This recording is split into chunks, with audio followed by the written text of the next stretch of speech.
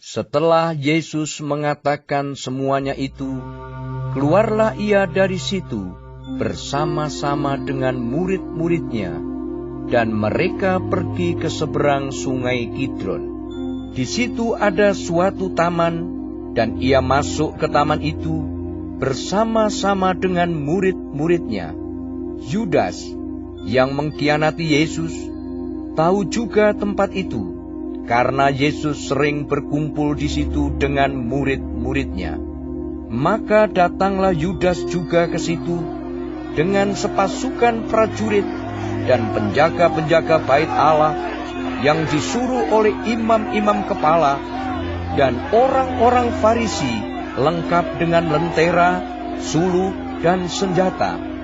Maka Yesus, yang tahu semua yang akan menimpa dirinya, maju ke depan dan berkata kepada mereka, "Siapakah yang kamu cari?" Jawab mereka, "Yesus dari Nazaret," katanya kepada mereka. "Akulah dia." Yudas yang mengkhianati dia berdiri juga di situ bersama-sama mereka. Ketika ia berkata kepada mereka, "Akulah dia," mundurlah mereka dan jatuh ke tanah. Maka ia bertanya pula, "Siapakah yang kamu cari?" Kata mereka, "Yesus dari Nazaret." Jawab Yesus, "Telah kukatakan kepadamu, akulah dia. Jika aku yang kamu cari, biarkanlah mereka ini pergi." Demikian hendaknya supaya genaplah firman yang telah dikatakannya, "Dari mereka yang engkau serahkan kepadaku, tidak seorang pun yang kubiarkan binasa."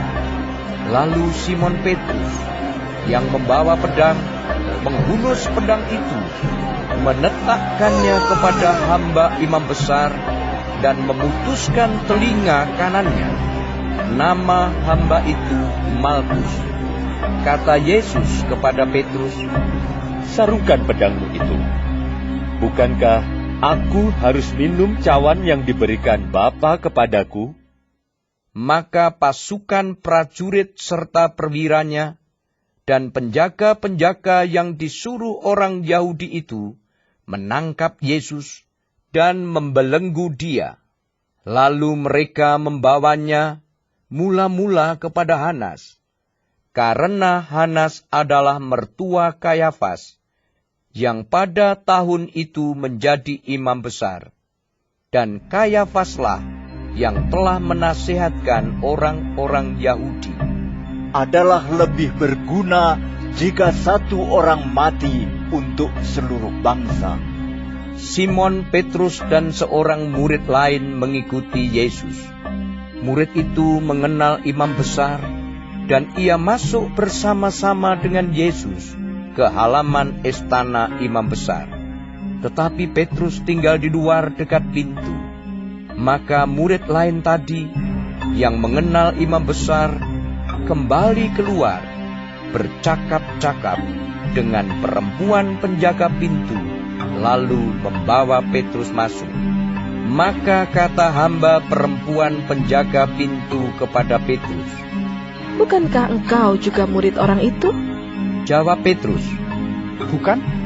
Sementara itu, hamba-hamba dan penjaga-penjaga bait Allah telah memasang api arang, sebab hawa dingin waktu itu.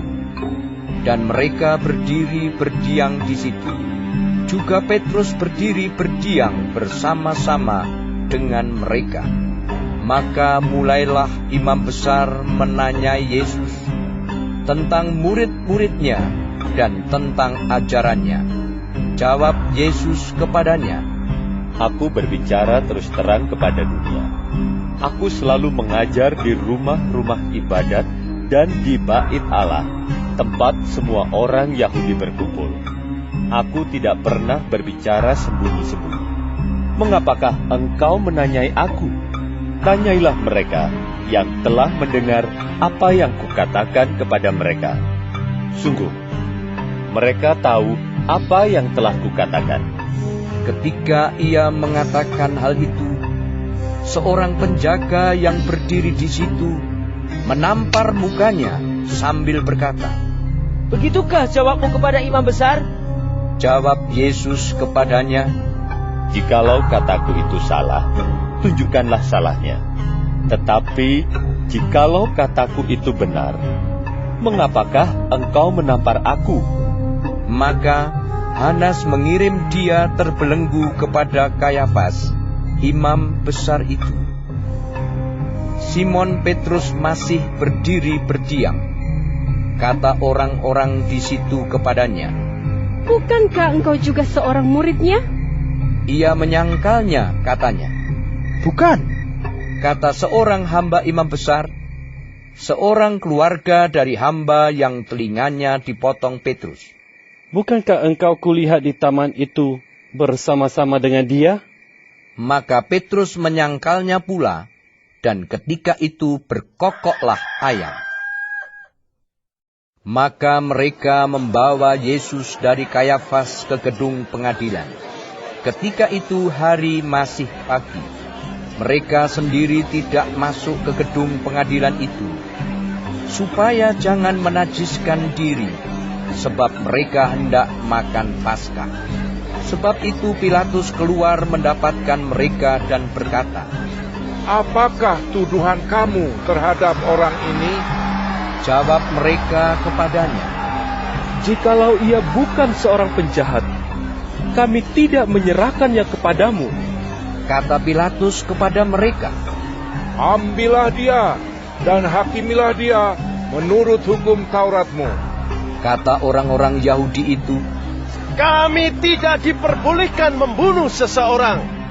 demikian hendaknya supaya genaplah firman Yesus yang dikatakannya untuk menyatakan bagaimana caranya ia akan mati.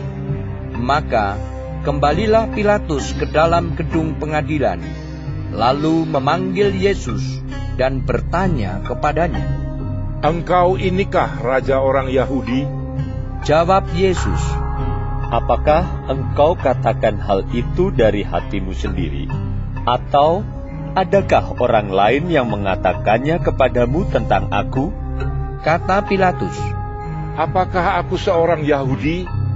Bangsamu sendiri dan imam-imam kepala yang telah menyerahkan engkau kepadaku. Apakah yang telah engkau perbuat?" Jawab Yesus, Kerajaanku bukan dari dunia ini. Jika kerajaanku dari dunia ini, pasti hamba-hambaku telah melawan, supaya aku jangan diserahkan kepada orang Yahudi. Akan tetapi, kerajaanku bukan dari sini. Maka kata Pilatus kepadanya, "Jadi engkau adalah raja?" Jawab Yesus, Engkau mengatakan bahwa aku adalah raja. Untuk itulah aku lahir dan untuk itulah aku datang ke dalam dunia ini, supaya aku memberi kesaksian tentang kebenaran. Setiap orang yang berasal dari kebenaran mendengarkan suaraku. Kata Pilatus kepadanya, "Apakah kebenaran itu?" sesudah mengatakan demikian, keluarlah Pilatus lagi mendapatkan orang-orang Yahudi dan berkata kepada mereka, "Aku tidak mendapati kesalahan apapun padanya. Tetapi pada kamu ada kebiasaan bahwa pada Paskah aku membebaskan seorang bagimu. Maukah kamu supaya aku membebaskan raja orang Yahudi bagimu?" Mereka berteriak pula, "Jangan dia! Langgang Barabas!" Barabas adalah seorang penyamun.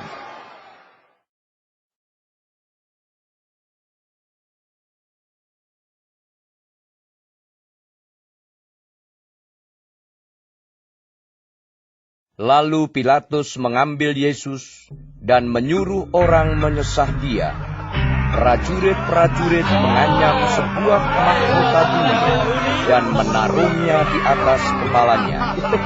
Mereka memakaikan dia jubah ungu dan sambil maju ke depan, mereka berkata, Salam. Hai Raja orang Yahudi. Lalu mereka menampar mukanya. Pilatus keluar lagi dan berkata kepada mereka, Lihatlah, aku membawa dia keluar kepada kamu, supaya kamu tahu bahwa aku tidak mendapati kesalahan apapun padanya.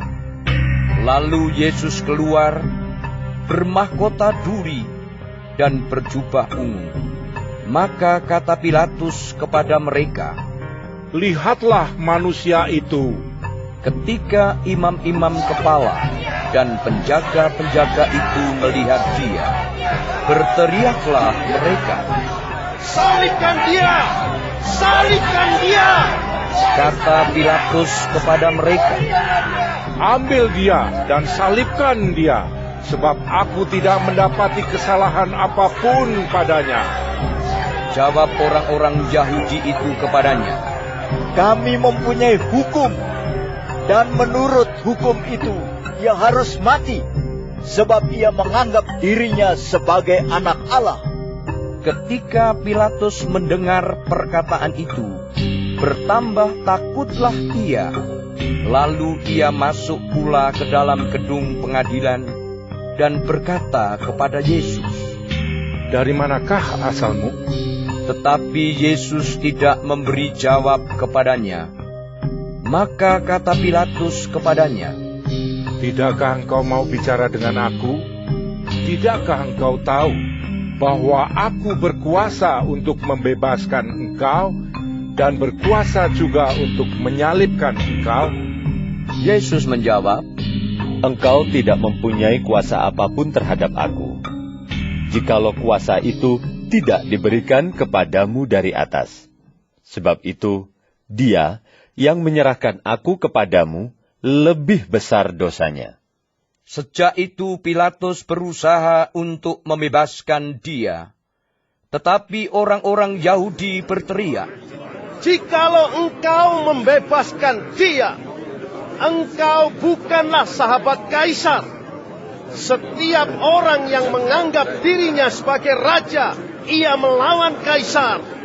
Ketika Pilatus mendengar perkataan itu, ia menyuruh membawa Yesus keluar, dan ia duduk di kursi pengadilan di tempat yang bernama Litostrotos, dalam bahasa Ibrani, Gabata.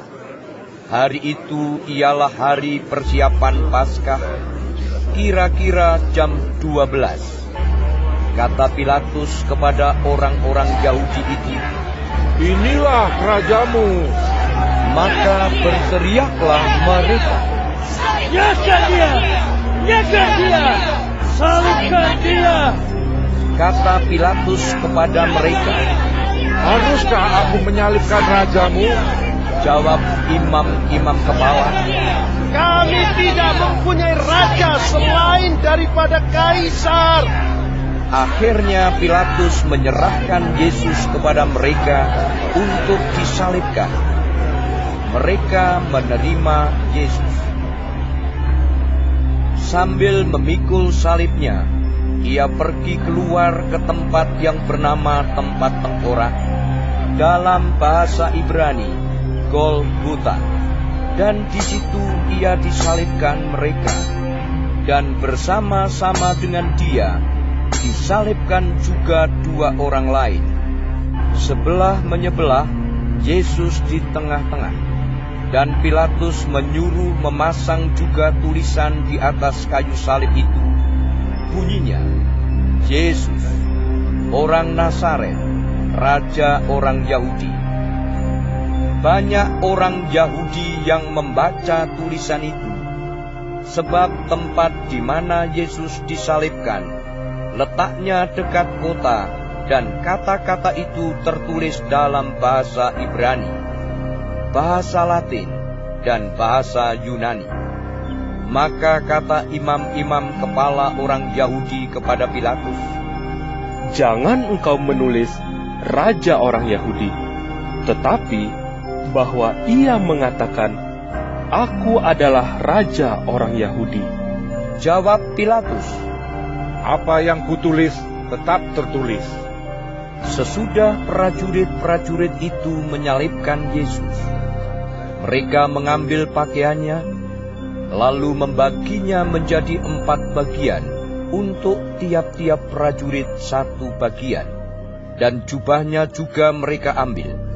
Jubah itu tidak berjahit, dari atas ke bawah, hanya 1 tenunan saja. Karena itu, mereka berkata seorang kepada yang lain, "Janganlah kita membaginya menjadi beberapa potong, tetapi baiklah kita membuang undi untuk menentukan siapa yang mendapatnya." Demikianlah hendaknya supaya genaplah yang ada tertulis dalam kitab suci. Mereka membagi-bagi pakaianku di antara mereka, dan mereka membuang undi atas jubahku. Hal itu telah dilakukan prajurit-prajurit itu. Dan dekat salib Yesus berdiri ibunya dan saudara ibunya, Maria, istri Klopas, dan Maria Magdalena. Ketika Yesus melihat ibunya dan murid yang dikasihinya di sampingnya, berkatalah ia kepada ibunya, "Ibu, inilah anakmu." Kemudian katanya kepada murid-muridnya, "Inilah ibumu." Dan sejak saat itu, murid itu menerima dia di dalam rumahnya. Sesudah itu, karena Yesus tahu bahwa segala sesuatu telah selesai, berkatalah ia, supaya genaplah yang ada tertulis dalam kitab suci, "Aku haus." Di situ ada suatu bekas penuh anggur asam. Maka mereka mencucukkan bunga karang yang telah dicelupkan dalam anggur asam pada sebatang hisop, lalu mengunjukkannya ke mulut Yesus. Sesudah Yesus meminum anggur asam itu, berkatalah ia, "Sudah selesai." Lalu ia menundukkan kepalanya dan menyerahkan nyawanya. Karena hari itu hari persiapan, dan supaya pada hari Sabat, mayat-mayat itu tidak tinggal tergantung pada kayu salib, sebab Sabat itu adalah hari yang besar, maka datanglah orang-orang Yahudi kepada Pilatus dan meminta kepadanya supaya kaki orang-orang itu dipatahkan dan mayat-mayatnya diturunkan. Maka datanglah prajurit-prajurit, lalu mematahkan kaki orang yang pertama dan kaki orang yang lain yang disalibkan bersama-sama dengan Yesus. Tetapi ketika mereka sampai kepada Yesus dan melihat bahwa ia telah mati, mereka tidak mematahkan kakinya, tetapi seorang dari antara prajurit itu menikam lambungnya dengan tombak, dan segera mengalir keluar darah dan air. Dan orang yang melihat hal itu sendiri, yang memberikan kesaksian ini, dan kesaksiannya benar, dan ia tahu bahwa ia mengatakan kebenaran, supaya kamu juga percaya. Sebab hal itu terjadi, supaya genaplah yang tertulis dalam kitab suci, tidak ada tulangnya yang akan dipatahkan. Dan ada pula nas yang mengatakan, mereka akan memandang kepada Dia yang telah mereka tikam. Sesudah itu Yusuf dari Arimatea, ia murid Yesus, tetapi sembunyi-sembunyi karena takut kepada orang-orang Yahudi, meminta kepada Pilatus supaya ia diperbolehkan menurunkan mayat Yesus. Dan Pilatus meluluskan permintaannya itu. Lalu datanglah ia dan menurunkan mayat itu. Juga Nikodemus datang ke situ. Dialah yang mula-mula datang waktu malam kepada Yesus. Ia membawa campuran minyak mur dengan minyak gaharu, kira-kira 50 kati beratnya. Mereka mengambil mayat Yesus, mengapaninya dengan kain lenan, dan membubuhinya dengan rempah-rempah menurut adat orang Yahudi bila menguburkan mayat. Dekat tempat di mana Yesus disalibkan ada suatu taman, dan dalam taman itu ada suatu kubur baru yang di dalamnya belum pernah dimakamkan seseorang. Karena hari itu hari persiapan orang Yahudi, sedang kubur itu tidak jauh letaknya, maka mereka meletakkan mayat Yesus ke situ.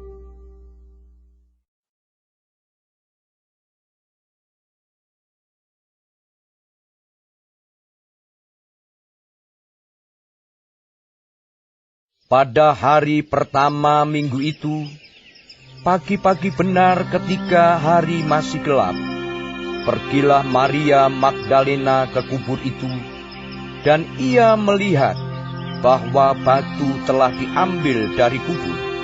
Ia berlari-lari mendapatkan Simon Petrus dan murid yang lain yang dikasihi Yesus, dan berkata kepada mereka, Tuhan telah diambil orang dari kuburnya, dan kami tidak tahu di mana ia diletakkan. Maka berangkatlah Petrus dan murid yang lain itu ke kubur. Keduanya berlari bersama-sama, tetapi murid yang lain itu berlari lebih cepat daripada Petrus, sehingga lebih dahulu sampai di kubur.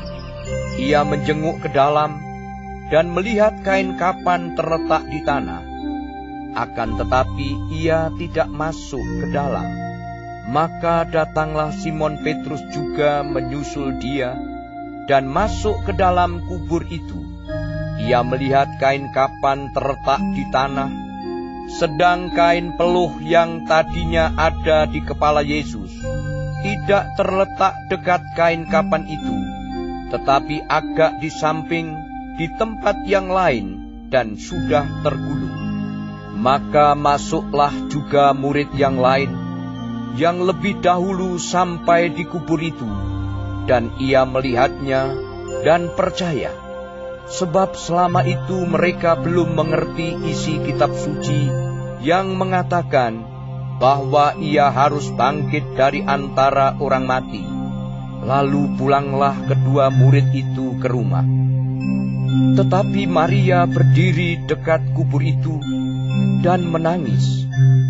Sambil menangis ia menjenguk ke dalam kubur itu, dan tampaklah olehnya dua orang malaikat berpakaian putih, yang seorang duduk di sebelah kepala dan yang lain di sebelah kaki di tempat mayat Yesus terbaring. Kata malaikat-malaikat itu kepadanya, Ibu, mengapa engkau menangis?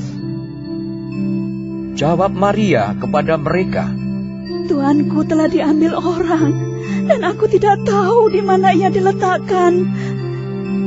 Sesudah berkata demikian, ia menoleh ke belakang dan melihat Yesus berdiri di situ.